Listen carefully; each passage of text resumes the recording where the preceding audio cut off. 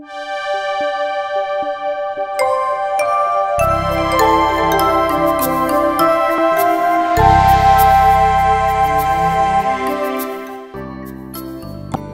myth begins with that, as a result of a curse by the irascible sage Durawat, the senior god Pra'in and all deities have become weakened and lost battles against the Asuras or demons.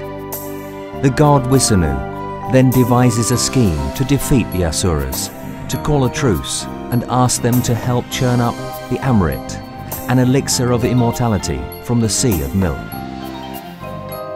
The Asuras agreed to help. Mount Mandara, the king of the mountains, was uprooted and moved to a position where it could serve as the pivot for the churning. Mount Mandara, a spur of the world axis, Mount Meru was torn out to use as a churning stick. Wasuki, the king of snakes, was enlisted from the bottom of the Sea of Milk to serve as the churning rope. The demons positioned themselves at the head of the snake and the deities at the tail. Exhausted from being rubbed against the mountain, the great serpent vomited poison, thus weakening the demons. Not long after the churning began, Mount Mandara started to topple.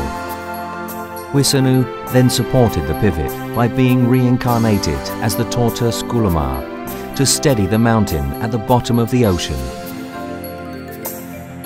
The churning of the Milky Ocean had lasted for thousands of years.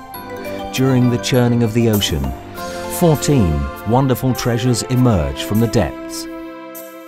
God Wisanu transforms himself into a beautiful girl to distract the demons and let the deities drink the elixir first.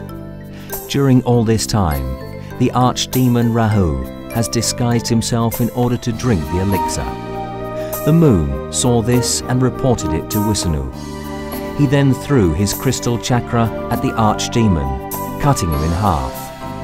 However, because of the elixir, Rahu did not die. He swore vengeance on the moon and threatened to eat it whenever they crossed paths.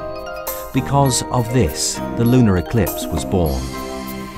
Eventually, Wisanu gave the remaining elixir to Pra'in to keep the water in heaven, and the demons were finally driven away.